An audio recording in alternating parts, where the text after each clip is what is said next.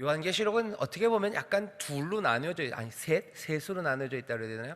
한 세 덩어리쯤 아니 네 덩어리인가요? 좀 나뉘어져 있어요. 그 중에 하나가 여기 12장입니다. 11장이랑 12장은 좀 이렇게 나누어져 있다고 생각하셔도 좀 무방합니다.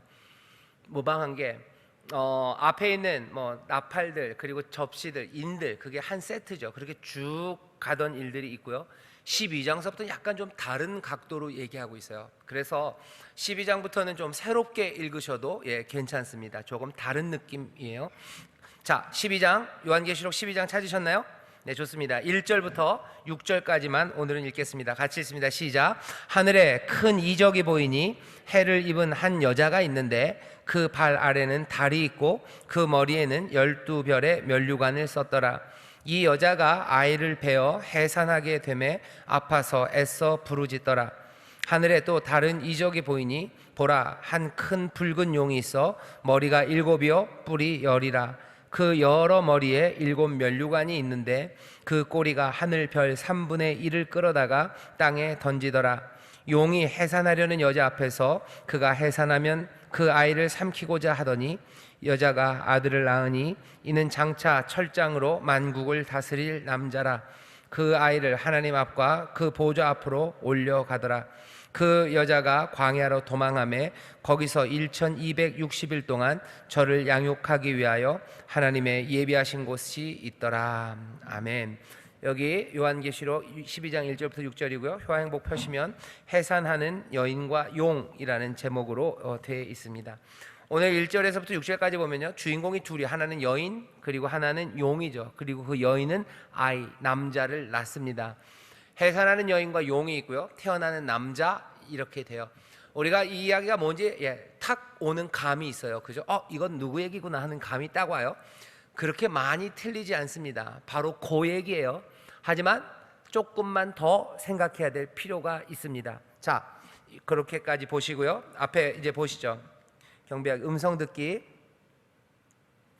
듣기 보시면요, 처음에 한 10줄쯤 있습니다. 같이 읽겠습니다. 시작. 7 나팔의 환상 후 요한이 새로운 환상을 받습니다. 오늘은 본문 12장 1절에서 6절까지의 말씀을 살펴보고자 합니다. 새로운 환상에 여인과 용이 등장하는데 갑자기 등장하는 이 여인과 용이 무엇을 의미하고 상징하는지 파악하는 것이 중요합니다. 이 여인이 누구인지는 본문 5절에 단서가 주어집니다. 여자가 아들을 낳으니 이는 장차 철장으로 만국을 다스릴 남자라. 그 아이를 하나님 앞과 그 보좌 앞으로 올려가더라. 이 이야기는 낯설지 않습니다. 특히 초대교회 사람들은 더욱 그러했을 겁니다.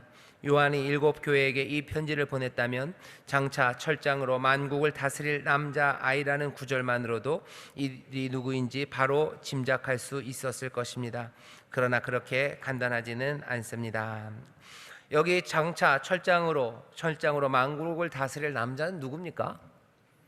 이거는 여기는 뭐 그렇게 어렵지 않아요. 이분은 그리스도셔요. 그죠? 이분은 그리스도시고 이분은 우리가 사랑하는 바로 그 주님이 지금 여기에 나오는 이 장차 철장으로 만국을 다스릴 남자 메시아임이 분명합니다. 그럼 여기 나오는 이 여인과 그리고 또 누구예요? 이 용은 도대체 누굴까? 이게 궁금해지는 거예요. 자, 1번 그래서 여인은 누구인가 합니다. 그 다음에 또 한 10줄, 12줄쯤 있는데요. 같이 읽어보겠습니다. 시작. 도대체 이 여인은 누구일까요? 장차 철장으로 만국을 다스릴 남자아이는 예수 그리스도 메시아이십니다. 그러니 당연히 이 아이를 낳은 여인은 마리아라고 간단하게 단정 지을 수도 있겠지만 성급하게 결론 지어서는 안 됩니다. 본문 1절에 이 여인은 하늘의 큰 이적으로 나타났다 하였습니다. 이적이란 표적 또는 상징을 뜻합니다. 상징적인 표현과 의미로 보았을 때 이 여인은 한 명의 인물로 등장한 것이 아닙니다. 이 여인 배후에는 두 인물이 서 있는데 첫 번째 여인은 성경에서 흔히 불리우는 딸 이스라엘, 여호와의 신부로 불려지는 이스라엘이고, 두 번째 여인은 모든 생명의 최초 어머니 하와입니다. 하와는 결국 자기 씨가 뱀의 머리를 상하게 할 것이라는 말씀을 들었습니다. 이와 같이 환상 속의 여인은 이 두 가지의 정체성을 포함하고 있습니다. 여인이 있는데요, 이 여인이 이 아이를 낳았어요. 그러니 그냥 한 번에 마리아라고 얘기하기는 좀 곤란합니다. 왜? 하늘에 큰 이적이 보이는데요, 그 이적은 해를 입은 한 여인으로 보여요. 이 여인은 이적으로 거기 있습니다. 표적으로 거기에 있어요. 그러니 단순히 마리아라고 얘기할 건 아니고요. 성경에 나오는 여인, 이 아이를 낳을 여인은요, 둘입니다. 하나는 하와, 그리고 하나는 이스라엘이죠. 딸 이스라엘이 여호와의 신부예요. 거기에서 이스라엘에서 누가요? 여기 세상을 구원할 그 메시아가 나오는 겁니다. 하와, 자기의 씨가 뱀의 머리를 상하게 할 거라고 돼 있어요. 그러니 여기 있는 이 요한계시록 12장 말씀을 뭐 카톨릭 쪽에서 말하는 것처럼 갑자기 그냥 뭐 마리올로지라 그러죠. 그 성모에 관한 신학으로 그냥 단순하게 바꿔가지는 말라고 이 이야기를 한 거예요. 다시 왜 이 여인이 마리아라고 단순히 말하지 말아라라고 얘기를 하냐면, 아마 성당 쪽 카톨릭 쪽에서는요, 당연히 야 니네 봐라 계시록 봤냐, 당연히 여기 그 여인의 얘기가 나오지 않냐는데, 그 여인이 꼭 마리아만 지칭하는 걸로 그렇게 명확하게 그것으로 그냥 모든 것들이 다 해결되는 방식으로 설명되지는 않았다는 걸 말씀드리고 싶은 거예요. 그래서 우리 구역장님들이 아니면 우리 성도님들이 뭐 카톨릭 사람들과 뭐 신학적인 이야기를 주고받을 일이 그렇게 많지는 않을 겁니다. 왜냐하면 뭐 만날 일도 그렇게 많지 않고, 성당 다니시는 분들 만나도 뭐 이런 얘기 하진 않죠. 무슨 얘기예요? 뭐 스타벅스 얘기하고 아니면 딴 거 얘기하지, 이 얘기는 잘 안 하셔요. 그래도 결정적인 순간들에 이런 이야기를 하게 되면 그때 아셔야 되는 거예요. 여기 여인이 있는데, 여인이 난다 그랬는데 이 여인이 꼭 마리아를 말하는 것만은 아닙니다. 왜? 여기 큰 이적이 보이니, 해를 입은 한 여인, 이적, 표적, 뭔가를 상징하는 거예요. 지금 여기 요한이 보는 건 꿈입니다. 환상 가운데 그 여인인데, 성경에 보면 그 여인은 메시아를 낳는 여인이에요. 메시아가 그러니까 어디서 오냐는 거예요. 메시아는 이스라엘, 딸 이스라엘, 여성으로 표현된 딸 이스라엘, 그리고 또 하와라는 그 최초의 어머니, 그 씨에서 나온다고 얘기를 했죠. 그러니 뭐 인류 가운데 온다는 거예요. 하나님의 약속 가운데, 이스라엘은 하나님의 약속 가운데, 그리고 인류, 인생 가운데 온다는 의미로 아들을 설명할 수 있습니다. 그러면 여기 요한계시록 12장에 있는 이 이적으로 표현된 이 여인은 꼭 그 마리아일 이유는 없는 것이라고 지금 설명을 하는 겁니다. 그래서 묻는 거예요. 여인은 누구인가? 사람들의 대답이, 카톨릭에서는 당연히 마리아. 우리도 빡 생각하는 건 마리아가 생각이 날 거예요. 하지만 그 뒤에 다른 여인들, 여인이라고 표현됐던 여러 가지 상징들, 하와 그리고 이스라엘도 생각할 수 있고요. 아마도 이스라엘 안에서 그곳에서 그 혈통에서, 그리고 하와라는 그 인류 가운데서 메시아가, 그 인생이, 그렇죠? 육신이 되신 그분이 오셨다고 말할 수도 있습니다. 자, 그 다음 단락을 같이 읽어보겠습니다. 이스라엘에서부터요. 시작. 이스라엘은 하나님의 길에 머물고 소명을 잘 따르는 신실한 나라입니다. 아주 긍정적인 의미의 표적입니다. 하나님이 만드신 모든 창조 세계에서 하나님의 계획이 잘 실현되고 실행될 수 있도록 선택된 택하신 족속입니다. 그런데 이 이스라엘이 메시아를 해산하였습니다. 하나님의 구원의 계획이 실현되기 시작한 것입니다. 거기까지요.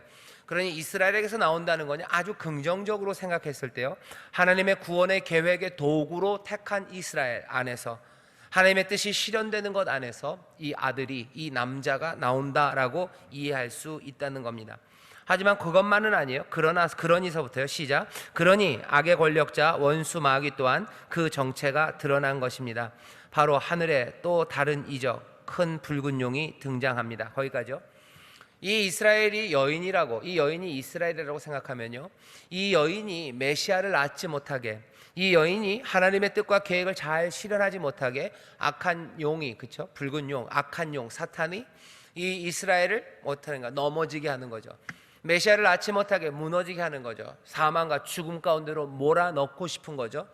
그러니까 이 여인이 마리아를 쫓아오는 뭐 악한 세력뿐만 아니라 이스라엘을 넘어뜨리려고 했던 모든 흉악한 세력들과 그 거짓과 그리고 그 마귀의 계교가 몽땅 다 여기 12장에서 설명될 수도 있습니다. 이 여인, 표적의 여인은 마리아, 또 이스라엘일 수도 있다는 겁니다. 붉은 용이 등장합니다. 자, 근데 그 용은 어떤지 머리가서부터요. 머리가 7개에서부터 같이 읽겠습니다. 시작. 머리가 7개에 뿔이 10개가 달렸고 각 머리에 왕관을 썼다고 하니 큰 권력을 가진 것이 확실합니다. 하늘에서 내려와 그 꼬리로 하늘의 별 3분의 1을 휩쓸어 땅에 던질 만큼 권세도 있습니다. 이 용이 해산한 아이를 삼키려 하였으나 그 아이가 보좌 앞에 올라감으로 실패하게 됩니다. 예, 그렇게 돼 있죠. 이 용은 누굽니까? 권세가 있는 게 확실해요. 힘이 있어요. 이 땅에 힘과 권세를 가진 이가 이스라엘을, 하나님의 선택된 백성들, 그것들을 무너뜨리게 하는 거예요. 그 아이가, 메시아가, 구원자가 나지 못하도록 방해하는 세상의 힘들이 있습니다. 그 힘은 꼭 군사력만은 아니에요. 군사력, 정치력, 게다가 모든 사람들의 인기, 명예, 그 모든 것들을 다 가진 거죠. 굉장히 유명한 탤런트들이에요. 예를 들면 요즘 동성애 같은 거 얘기 많이 하는데요, 동성애를 조장하는, 아니면 동성애에 대해서 긍정하는 것들 막 추어 올리는 사람들 가만히 보시면요, 꽤나 많은 지금 아직까지는 군사력을 가진 사람들이 동성애를 이렇게 추어 올리지는 않습니다. 꽤나 많은 사람들이 문화 권력이라는 사람들이요, 뭔가 쿨하다는 사람들이요, 멋지다고 얘기하는 사람들이요, 멋지다고 얘기하는 사람들, 멋지다고 사람들이 이렇게 떠받쳐 주는 거, 그것도 힘입니다. 그 사람들이 동성애를 옹호하는 거예요. 그러니까 어떻게 따라가기 시작해요? 그런 사람들을, 그렇게 멋지다고 추앙받는 사람들을 따르는 사람이 있어요. 보통은 문화 안에서 그런 사람들은 젊은이들, 아니면 어린아이들이에요. 어린아이들, 꼭 어린아이들만은 사실 보니까 아닌 것 같아요. 뭘 보면 그러냐면 미스 트롯 송가인 씨를 보면 나이 드신 분들도 문화적인 거에 많이들 딸려가는데, 그런 식입니다. 문화적인 권력을 갖는 사람들이 있어요. 사람들이 멋져 보인다는 거죠. 그 사람들이 하나님을 대적하는 일들, 악이라고 하는 것들을 대해서 아니라고 말하기 시작하면 사람들이 따라가요. 이 이스라엘이 하나님의 뜻을 제대로 실현하지 못하도록 여기 붉은 용들, 이 힘들이 이걸 핍박하는 거예요. 그 힘은 꼭 군사력, 아니면 칼로 할 필요는 없어요. 그 힘은 문화적인 힘도 분명한 힘입니다. 문화적인 힘이에요. 예쁜 사람 힘이에요. 인기 많은 사람 힘이에요. 사람들에게서 박수 받는 사람 힘이에요. 사람들이 좋아하는 사람, 그거 힘이에요.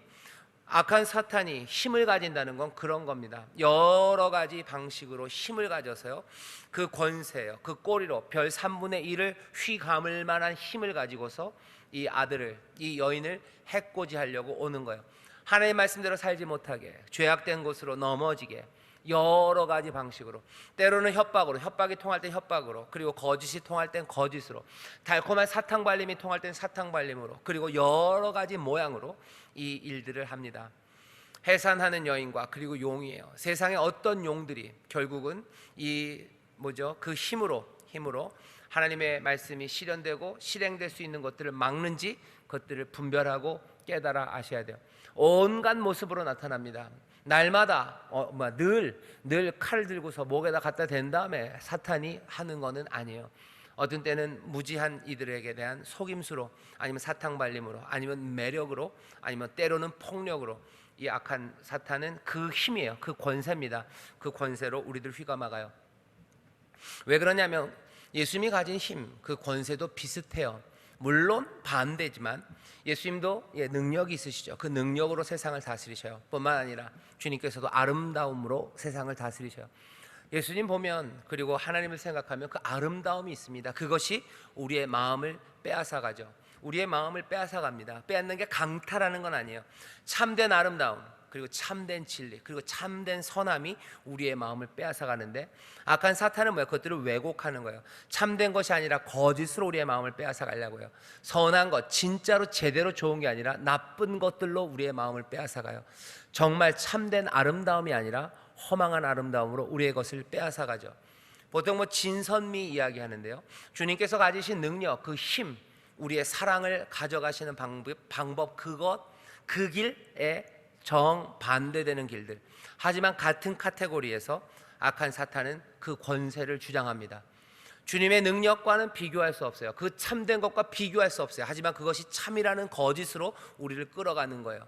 주님이 가지신 참된 아름다움과는 비교할 수 없습니다. 하지만 다른 종류의 아름다움이라는 것으로 우기며 우리를 빼앗아가요. 악한 원수 사탄, 이 용의 권세도 주님이 가지신 것과 거의 망라되는 비슷한 카테고리 안에서 우리를 빼앗아갑니다. 왜? 우리를 그렇게 만드셨기 때문에 그래요. 인생을 진선미라고 얘기하는, 어쩌면 참된 것, 사람은 참된 걸 좋아하게 돼 있어요. 사람들은 옳은 거, 선한 거, 좋은 거, 그거 좋아하게 돼 있어요. 거기에 사랑에 빠지게 돼 있어요. 그리고 또 아름다운 것에 사랑에 빠지게 돼 있는 게 인생이에요. 왜? 우리를 그렇게 만드셨죠. 왜 그렇습니까? 왜 그래요? 하나님의 형상이 그래요. 하나님이 참된 것 좋아하셔요. 참되시고, 그리고 선하시고, 그분은 아름다우셔요. 그러니 우리도 그렇게 만들어졌고요. 우리도 그것들을 사랑하게 돼 있어요. 원래 하나님을 사랑하게 돼 있어요. 하지만 붉은 용은 어떤 권세로 그 사랑을 비틀어 놓는 거죠. 왜곡시켜요. 그리고서는 참된 것이 아니라 거짓을 사랑하게 만들고, 그리고 어쩌면 추한 것들을 아름답다고 보게 만드는 거예요. 눈을 가리고 귀를 가려요. 모든 것들을 조금씩 꼬아놔요. 그러면서 그 힘으로 사람들을 하나님의 말씀 뜻이 실현되는 게 아니라 다른 길로 걸어가게 합니다. 세상이 우리를, 그렇죠? 그리고 세상이 메시아라는 구원을 가로막는 방법이에요. 구원이, 내 삶의 구원을 뭐가 가로막을까? 거짓입니다. 진리를 비틀어 놓는 거예요. 내 삶의 구원을 무엇이 사실 아름다움이 우리를 구원할 겁니다. 갑자기 아리따움, 아모레 퍼시픽에서 나온 것 같은데 아름다움이 우리를 구원할 거예요. 그런데 악한 사탄은 뭐예요? 그 아름다움, 참된 아름다움이 아니라요, 그 추함을 아름다움으로 비틀어 놓는 거죠. 그러면 어떻게 되는? 우리는 망하는 겁니다. 악한 용이 누군가 보세요. 세상에 권세를 가졌어요. 세상 별의 3분의 1을 꼬리로 확 쥐잡을 만한 권세가 있는데, 그 권세는 늘 폭력만은 아닙니다. 이걸 분명히 아셔야 돼요. 이 용이 그리스도를 가로막아요. 구원의 길을 가로막아요. 그리고 우리를 사망으로 이끌어갑니다. 얘네들이 포기하지 않습니다. 그래서 세 번째는 뭐예요? 용의 실패와 집요함이에요. 여러분들 그 다음에 보시죠. 예수 그리스도께서 십자가에 달려 죽으시고서부터 파란 글씨 있습니다. 그 위에서 한 6째 줄, 7째 줄이에요. 파란 글씨부터 읽겠습니다. 시작. 예수 그리스도께서 십자가에 달려 죽으시고 부활하셔서 올라가신 이 모든 상황이 압축되어 있습니다. 그러나 용은 실패했다고 해서 멈추지 않습니다. 더욱 집요해집니다. 끝날 때까지 멈추지 않습니다. 이 용의 존재 이유는 단 하나입니다. 그들은 거룩하시고 선하신 하나님의 구원 계획을 파괴만 하면 됩니다. 그래서 늘 하나님 앞에서 참소하고 하나님을 대적할 궁리만 합니다. 끊임없이 하나님과 하나님이 사랑하는 인류 사이에서 그 사랑을 방해하고 그 사랑이 파국에 빠져 결국 하나님의 백성이 되지 못하게 하려고 수단과 방법을 가리지 않습니다. 그래요. 용은 실패했어요. 하지만 멈추지 않습니다. 집요하게 그 일을 해요. 계속해서 참된 것을 뒤집고 꼬우고요.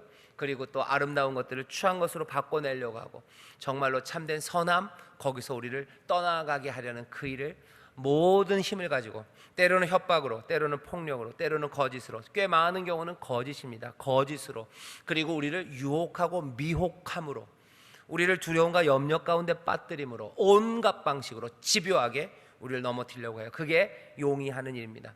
용의 권세를 잘 보셔요. 용의 권세는 폭력만은 아닙니다. 용의 권세, 그 힘은 어디서 와요? 거짓에서 와요. 정말로 참된 것들을 살짝 뒤집는 거예요. 분명하게 진리를 말해야 되고, 그리고 두려움과 염려함 없이 우리에게 주시는 주님의 말씀, 그 인도하심을 따라가야 돼요. 안 그러면 어렵습니다.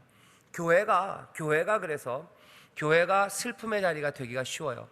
교회가 구원이 넘쳐야 되는데요, 교회가 슬픔의 자리, 그리고 교회가 아픔의 자리가 되기가 쉬운 게 왜냐면, 여기 교회는 그 카테고리가 있어요. 뭐냐면 진리에 대해서 얘기한대요.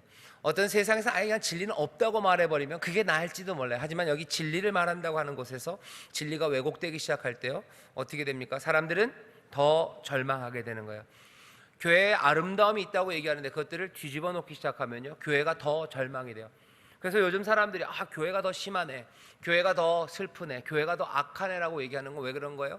여기 이 교회 안에서 용이 집요하게 그것들을 꼬아 놓았기 때문입니다. 더욱더 깨어 있어야 되고요, 선한 것들을 지키기 위해서 애써야 됩니다. 용은 실패하지만 멈추지 않아요. 집요하게 그 일을 해내려고 애를 씁니다. 깨어 있어야 되고, 그러니 깨어 있어야 되고요, 늘 진리 안에 가려고 애써야 되고요, 서로 사랑과 선행을 격려하면서 그 소망으로 걸어가야 됩니다. 용의 실패와 집요함이 있어요. 그리고는 광야에서의 3년 반입니다. 자, 그 마지막 단락입니다. 마지막 단락, 요한의 환상 속에 같이 읽겠습니다. 시작. 요한의 환상 속의 여인은 아이를 양육하기 위하여 용을 피해 하나님께서 예비하신 곳 광야로 도망칩니다. 그 기간이 1260일 3년 반입니다. 광야는 보호하시고 돌보시는 예비된 곳입니다. 그래서 우리는 광야를 교회로 생각해 볼 수 있습니다. 용을 피하여 광야로 도망간 여인은 우리 성도들의 모습이기도 합니다. 광야가 안전하고 편안한 곳이 아님을 여인은 압니다. 그러나 하나님께서 주신 사명을 위하여 예비하신 곳이기에 가는 것입니다. 사탄이 땅에 퍼붓는 그 분노가 요한계시록 12장 13, 14절에 잘 묘사되어 있습니다. 그러나 하나님은 초자연적으로 교회와 의인들을 보호하시고 결국 사탄의 머리를 밟아 승리하실 것입니다. 앞으로 하나님께서 이 용을 어떻게 꺾으시고 어떻게 이기시는지 우리는 보게 될 것입니다. 아멘. 요한계시록 12장서부터 뭔가 좀 다른 이야기라고 그랬어요. 여기 12장서부터는 뭔가 좀 다른 방식으로 이 용 이야기입니다. 용의 이야기예요. 담임 목사 이름에도 용이 있는데 용 이야기, 하나님이 이 용을 어떻게 꺾으시는지, 이 용의 편이 누가 용의 편이 되어가는지, 이 용의 편과 이 용과 용의 편들은 하나님의 백성과 교회를 어떻게 못살게 구는지, 교회는 이 못살게 구는 핍박과 이 박해 가운데 어떤 일을 겪게 될 건지, 그리고 결국은 이 일을 하나님께서 어떻게 마무리하실지가 요한계시록 12장서부터 나머지의 이야기들입니다. 그러니까 앞에 그 일곱 인, 일곱 대접, 일곱 나팔, 그 얘기는 살짝 접어두셔도 좋아요. 거기서 어느 정도 완결이 됐습니다. 이제는 다른 방식으로 여기 앞에 있는 일곱의 이야기를요, 다시요, 일곱의 이야기를 일단 잘 마무리해서 접어두셔요. 그리고 그것들을 여기 12장서부터 있는 거에다가 이렇게 잘 겹쳐서 보시면 돼요. 겹쳐서. 환상의 환상입니다. 요한계시록이 그래서 조금 어려운 건 사실이에요. 이게 판타지가 막 섞여 있기 때문에 그렇죠. 하지만 그 모든 것들 안에서 보이는 것들은 분명히 있어요. 세밀한 것들을 어떤 건 따져야 되고 어떤 건 못 안 따지는 게 더 나을 것들이 있습니다. 앞에 있는 다시요. 일곱을 그냥 그대로 잘 기억을 하시고요. 12장 오늘부터 우리가 읽게 되는 그 이야기들은 또 그 이야기대로 진행한다고 보셔요. 그리고 그 두 개를 살짝 겹쳐보면 전체의 그림 아니면 요한계시록을 통해서 우리에게 보이게 하시는 것들이 보여요. 12장서부터 뭐에 집중하셔요? 용에 집중하셔요. 그 용과 용의 친구들이에요.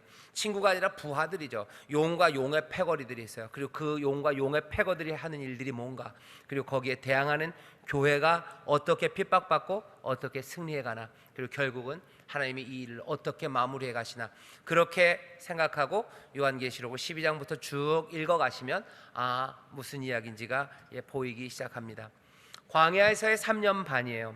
교회는 3년 반, 이 1260일이라는 이 긴 기간 동안 피해 있습니다. 다음 주에 하겠지만요, 하나님이 보호하셔요. 온갖 악한 것들이 막 쏟아져서 교회를 삼키려고 합니다. 이 여인과 이 아이를 죽이려고 해요. 하지만 하나님께서 이 모든 것들을 막아내셔요. 교회는 그리스도가 머리가 되는 그런 믿음의 공동체입니다. 교회가 연약해 보이고요, 그리고 도망가가 있는 것 같지만 이곳은 하나님의 보호하심과 인도하심이 있는 곳이에요.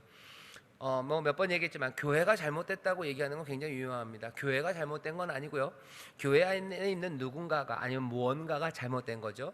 그것들은 말하고 고쳐 나가야 돼요. 잘못됐으면 잘못한 사람에게 가서 얘기해요. 그리고 또 그것들이 제자리로 돌아가도록 해야 되는 거죠. 한 번 가서 혼자 말하면 안 되면 여럿이 몇 명이 장로들이 가서 이야기하면 돼요. 그래서 교회가 바뀌어져야 되는 거예요. 교회가 바뀌어야 되죠. 교회 안에 있는 문제가 해결돼야 되는 거지. 교회가 잘못됐다, 교회가 그리스도의 몸인데 그리스도의 몸된 교회가 잘못됐다라고 말하는 건 좀 위험합니다. 뭔가가 잘못됐어요. 뭔가가 잘못되고 누가 잘못한 거죠. 그게 담임 목사면 담임 목사한테 와서 얘기하면 돼요. 목사님, 이건 잘못됐습니다. 잘못된 것 같아요. 그리고 얘기하고 바꾸면 되는 거예요. 근데 그걸 교회가 잘못한 것 같다고 그러고 수군대고 얘기하는 거, 그건 아닙니다. 왜냐하면 제가 지난 주간에 누구한테 얘기를 좀 들었어요. 교회가 이러면 되냐고, 교회가 잘못된 거라고. 교회가 잘못된 거, 그 말 자체가 굉장히 위험하고요. 교회가 잘못된 것 같고 뭐가 잘못된 것 같으면 잘못된 사람한테 가서 얘기하고, 자기가 가서 얘기했을 때 안 되면 장로들이나 사람들이 가서 진리로 이야기하고, 그래도 안 되면 그때는 교회 전체가 그 문제를 해결해야 되는 거지, 계속해서 뒤에서 수군수군 교회가 잘못했다고 얘기하는 거, 그건 아닙니다. 그렇게 하는 거는 아니에요. 그렇게 하는 사람들은 뭔가 교회에 대해서 잘못 알고 있어요. 잘못 알고 있고, 더더군다나 계속해서 그렇게 얘기하고 있다는 건 사실은 위험해요. 뭐가 위험하냐면 그렇게 뭔가를 잘못됐다는 걸 말하는 게 자기를 높여주는 게 절대 아닙니다. 근데 사람들은 그게 자기를 높여준다고 생각해요. 남들보다 내가 똑똑하니까 이 문제를 안다고, 문제를 알면 빨리 해결해야 되는 거지, 이게 잘못됐다고 얘기하면서 그게 무슨 힘 있냐, 내가 니보다 잘났다는 거냐, 나를 존경하라느냐, 그렇게 얘기하는 사람은 굉장히 위험해요.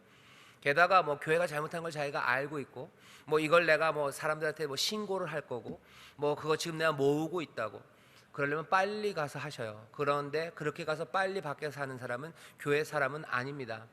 교회 안에 뭐가 문제가 있고 문제 있는 사람이 있으면 그 사람을 고치려고 애쓰는 게 성도, 한 몸 된 사람이에요. 교회에 문제 있으니까 그거에서 밖에다 얘기할 거다, 그러면 그 사람 자체는 교회의 사람은 아닙니다. 교회 사람은 아니에요. 그런 사람들 보면 회개하라고 얘기하시고, 그럴 거면 가룟 유다에게 했던 말이에요. 가서 네 일을 빨리 해라 라고 얘기하면 돼요. 교회가 정말 잘못한 게 있고 우리 안에 잘못된 게 밖에서 신고하기 원하면 빨리 가서 신고하라 그러셔요. 그 말로 계속하면서 교회 안에서 폼 잡지 말라고 얘기하셔요. 그러면서 자기가 무슨 똑똑한 사람인 것처럼 얘기하는 거예요. 그러면서 뭐가 있는 사람인지, 아니 아무것도 없습니다. 얘기하면 나가서 하면 돼요. 그래서 교회가 정말 잘못해서 잡혀갈 사람이 있으면 잡혀가면 돼요. 그래서 나아지면 되는 거지, 그 말로 사람들 기죽이고 잘난 척하고 그런 거 두고 보지 마셔요. 뭐라고 얘기하시면 빨리 가서 하라고 그런다고 얘기하셔요. 그리고 그렇게 하는 거 아니라고 얘기하는 거예요. 교회가 잘못됐으면 잘못된 사람한테 가서 조용히 얘기하는 거예요. 조용히 얘기해도 못 알아들으면 그러면 장로들과 함께 해야겠는데요. 장로님들이랑 안 되면 담임 목사한테 와서 얘기하셔요. 그리고서 얘기하고 고치는 거예요. 안 되면 뭐 밀어내든지, 이러실 수 없습니다, 교회에서 이러는 거 아닙니다라고 나가게 해야 되는 게 맞아요. 안에서 못 고치면 나가게 하는 게 맞는 거죠. 근데 그걸 뭐 교회가 뭘 이러면 어쩌냐고 떠드는 사람들, 그 사람들 존경할 필요 없습니다. 그 사람들은 생각을 바꿔야 되는 거예요. 정말로 공익을 위해서 얘기할 거면 빨리 나가서 신고하라 그러셔요. 왜 그러고 떠들고 다녀요? 폼 잡는 거예요. 잘난 척하는 거예요. 전혀 무서워하실 필요 없고 나가서 하시라 그러고 제대로 된 방식을 가르쳐 주셔요. 정말로 교회 안에 뭐가 문제가 있으면 그 사람에게 가서 조용히 얘기하시라 그러는 거예요. 조용히 얘기하고 그 다음에는 그래도 안 들으면 장로들과 얘기하고, 그 다음에 안 되면 교회에 얘기하셔요. 그래서 고치려고 애를 쓰는 게 교회 안의 이야기지, 뭐 이게 문제 있으면 밖에다 알린다, 그 사람은 일단 제 생각엔 교회 사람은 아닙니다. 잘못 배웠으면 빨리 제대로 배워야 되고, 정말로 그렇게밖에 생각 못한다면 그 사람은 교회 사람은 아니에요. 그리스도의 몸 된 사람은 아닙니다. 교회를 사랑하는 사람들이고 그리고 교회 안에 있는 성도들을 사랑하는 사람이라면 그렇게 얘기할 거는 아니에요. 그건 분명히 얘기해 주셔요. 주변에 그런 사람도 있으면 다시 두 가지 얘기, 그럴 거면 빨리 나가서 하시라 그러셔요. 그리고 그 다음에 제대로 된 길은 잘못한 사람한테 가서 얘기하라 그러셔요. 담임 목사 잘못했으면 담임 목사한테 와서 얘기하면 돼요. 조용히 와서 얘기하셔요. 아니면 다른 사람들과 함께 가서 얘기하셔요. 아니면 다른 뭐 누가 권사님이 아니면 집사님이 무슨 일들이, 그럼 그 사람에게 가서 얘기하셔요. 그래도 안 되면 장로님과 함께, 그래도 안 되면 교회에 얘기하셔요. 같이 얘기하는 거지, 그렇게 무슨 말도 안 되게 우습게 뭘 아는 것처럼 그 사람들은 교회 사람들은 아닙니다. 그렇게 알아주셨으면 좋겠어요. 왜 이런 얘기를 합니까? 교회를 넘어뜨리는 시도들이에요. 하나님이 교회를 분명히 사랑하십니다. 교회가 그리스도의 몸된 교회라고 고백하는 사람들입니다. 이게 그리스도의 몸이라고 고백하는 사람은 절대 그렇게 얘기 못합니다. 절대 교회가 잘못한다고 말 못해요. 그리고 교회의 머리가 그리스도시고 교회는 그리스도의 몸이라고 얘기하면서 누가 그렇게 얘기합니까? 그리스도의 몸이, 그리스도가 잘못돼요? 천만에. 그 안에 있는 누가 잘못된 거지. 그 안에 있는 누가 잘못, 저면 제가, 아니면 누구면 누가 잘못된 거야. 그래서 고치면 돼요. 그래서 고치고 제대로 가면 되는 거지, 뭘 아는 것처럼 그렇게 얘기하는 거 잘못된 거예요. 분명히 얘기해 주셔요. 그런 얘기 듣고 가만히 있을 필요 없으셔요. 그냥 얘기하면 돼요. 고발하고 싶으시면 가서 고발하라고 얘기하셔요. 가서 얘기해라. 가룟 유다에게 했던 얘기 똑같은 얘기입니다. 네가 마음에 안 들고 그러면 가라. 네가 할 일 빨리 해라. 여기 있지 말아라. 예수님 말씀하시는 거예요. 그리고 가면 돼요, 그 사람은. 그리고 그게 아니면 제대로 해야 되는 건 여기서 얘기하면 돼요. 뭐가 잘못했는지 그 사람에게 얘기하고, 장로랑 함께 얘기하고, 안 되면 교회에 얘기해서 얘기하고. 그래서 고쳐지면 제일 좋고, 오해한 거 있으면 풀리면 되는 거고, 그리고 그게 아니면 나가야 되는 게 맞습니다. 그렇게 얘기를 해주세요. 다시 한번, 괜히 교회에 대해서 뭐 아는 척하고 뭘 잘못됐다고 얘기하는 사람들, 여러분들 그 사람들한테 그냥 고개를 끄덕이고 있는 건 그건 아닙니다. 누구 욕하는 거예요? 예수님 욕하는 거예요. 그리스도의 몸인 교회에 관한 이야기예요. 교회의 머리가 그리스도라고 고백하는 사람인데 교회에 대해서 함부로 얘기하는 걸 그냥 듣고 있는 건 말이 안 돼요. 중학교 애들도요, 중학교 애들이 싸워도요, 패드립은 안 돼요. 걔들도 알아요. 부모님 얘기하면 그건 반칙이에요. 그때부터는 싸워야 되는 거지. 패드립이라고 그러면서 부모님 얘기하면 가만히 안 있어요. 애들은 무조건 가만히 안 있습니다. 그건 애들도 지켜야 되는 선이에요. 교회 문제가 있으면 누가 잘못했다고 얘기했는데 교회가 잘못했다고 말해요. 그건 패드립보다 더 심해요. 그건 당연히 싸워야 되는 문제고 뭔가 외쳐야 되는 문제지. 그 얘기한다고 해서 고개 끄덕이고 천만의 말씀입니다. 다른 사람들은 몰라도 구역장님들은 분명히 알아주셨으면 좋겠어요. 교회가 뭐라 그러는 사람한테 분명히 얘기하시오. 교회가 뭐라 그러는 거 아니고 잘못한 사람에게 가서 얘기하시오. 그 얘기는 하지 마시고 뭘 고발할 게 있으면 나가서 하시라고 그러셔요. 그냥 분명히 그렇게 얘기하시면 됩니다. 아는 척하는 사람들, 그런 사람들 그냥 둘 건 아니에요. 다시 애들도 패드립, 부모님 얘기할 땐 뭐라고 가만히 안 있어요. 교회가 뭐라고 얘기하는 거에 대해서 그냥 그러려나 보다라고 생각하지 마세요. 잘못됐으면 교회가 잘못된 거 아니에요. 사람이 잘못된 거예요. 고쳐야 돼요. 고치면 되는 거지. 계속해서 수근수근 교회가 잘못됐다고 말하는 거, 그거 들어준다는 건 그건 말도 안 돼요. 그럴 수가 없어요. 누가 그런 일들 하든지 분명히 얘기해 주셔요. 그리고 신고하셔요. 저한테 신고하셔요. 누가 계속 그런 얘기 한다면 얘기하셔요. 그걸 듣고 있는 게 말이 안 돼요. 말이 안 돼요. 부모님 욕하는데 듣고 있어요? 그걸 누가, 예수님 욕하는데 누가, 그것도 밖에서는 몰라. 교회 안에서 교회가 뭐라 그러는 사람, 그런 사람이 어디 있어요? 누가 잘못했으면 누가 잘못한 그 사람한테 가서 얘기하는 거지. 괜히 수군대는 사람 자꾸 얘기하는데 죄송합니다. 자꾸 제가 얘기하는데 한 번만 더 얘기할게요. 교회 안에서 교회가 잘못됐다고 말하는 사람들을 그냥 둘 사람들은 아니에요. 나가든지 아니면 정확하게 가르쳐 주셔요. 문제 있는 게 뭔지 그 사람한테 가서 얘기하고 여기서 그런 얘기하는 거 아니라고 얘기해 주셔요. 한 번 얘기했는데도 또 얘기하면 신고하셔요. 그건 신고해야 되는 거예요. 아버지를 욕하는데 가만히 있어요? 부모님 욕하는데 가만히 있어요? 예수님 욕하는데 교회가 잘못된, 교회가 그리스도의 몸된 교회가 예수님이 그리스도의 머리신데 교회가 잘못됐다고 말하는 걸 어떻게 듣고 있어요? 잘못해서 고치려고 애써야 되는 거예요. 그럴 수는 없죠. 그럴 수 없죠. 정말 잘못했으면 진짜 목숨 걸고 바꾸고 고쳐내야 되는 거죠. 하지만 그것도 아니면서 괜히 잘난 척하면서 뭐 어디서 주워 들은 이야기로 아무것도 모르면서 그러는 사람들 가만히 두면 안 됩니다. 교회는 거기서 그게 은혜가 아니에요. 그게 뭐 사랑도 아니에요. 거기에 기죽을 필요도 없어요. 분명히 말씀드립니다. 그런 사람들이 있으면 얘기하셔요. 그 사람들한테 얘기하시고 그렇게 아니라는 거 얘기하시고 또 얘기하면 뭐 장로님들한테 얘기하고 또 얘기하면 교회에 얘기하셔요. 그러면 그건 제가 불러서 얘기할 겁니다. 뭐가 잘못된지 얘기하시라고, 누가 잘못했는지 얘기하시라고, 교회가 잘못됐냐고 얘기하고 다니셨냐고. 재밌는 건 뭐냐면 교회가 잘못됐다고 얘기하고 다녔냐고 불러서 물어보면 다 아니래요. 그렇게 한 적 없대요.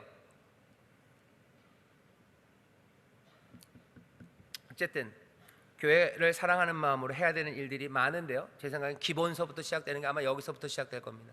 전 교회에 대해서 사람들이 알 거라고 생각했어요. 근데 아닌 것 같아요. 어떻게 해야 되는지 전혀 모르는 것 같아요. 하나씩 가르쳐 줄 겁니다. 무지한 일들은 용서받을 수 있어요. 무지하면 그럴 수 있어요. 하지만 알고도 그러면 그건 문제가 심각해요. 다 알 거라고 생각했어요. 근데 아니신 것 같아요. 보니까 아니에요. 그래서 훨씬 더 가르칠 게 많구나 라는 생각을 합니다. 다시 말씀드릴게요. 분명히 교회가 뭐라는 사람 분명히 얘기하셔요. 누가 잘못됐다고 그러면은 그 사람한테 가서 얘기하라 그러셔요. 정말로 그런 건지 확인하고 얘기하라 그러셔요. 그리고 그래도 안 고쳐지면 교회 전체가 고치려고, 그 사람 그 부분을 고치려고 해야 되는 거지. 괜히 수근수근 거리면서 교회가 잘못했다고 뭐 그러면서 잘난 척하는 사람들 두고 보지 마십시오. 그런 사람들 교회에 아무 유익되지 않습니다. 자, 이제 교구별로 나가서 기도하시는데요, 교회를 위해서 기도해 주셔요. 그리고 뭐가 하나씩 제자리를 찾아갈 걸 기도해 주셔요. 그래야 교회에 전도하는 거 그래야 가능합니다. 다음 세대들, 우리 자녀들이 교회 오는 거 그래야 가능해요. 계속 교회는 뭐니 그런 이야기가 난무하는 곳에 누가 와요? 아무도 안 옵니다. 자, 광야에서의 시간들 하나님의 보호하심을 기대하시면서요, 교회를 위해서 애써주시기 바랍니다. 기도하겠습니다. 하나님 감사합니다. 인천수목교를 사랑하셔서 주의 말씀을 하나씩 순종하며 이루어가게 하십니다. 우리 안에 잘못된 것들, 여러 가지 악한 용들이 권세로 이런 게 좋은 것처럼 꼬드김으로, 참되지 않은 것들을 참된 것처럼, 아름답지 않은 걸 아름다운 것처럼 그렇게 많은 사람들 하나님의 말씀에 실천하고 순종하고 나가는 그 길을 가로막습니다.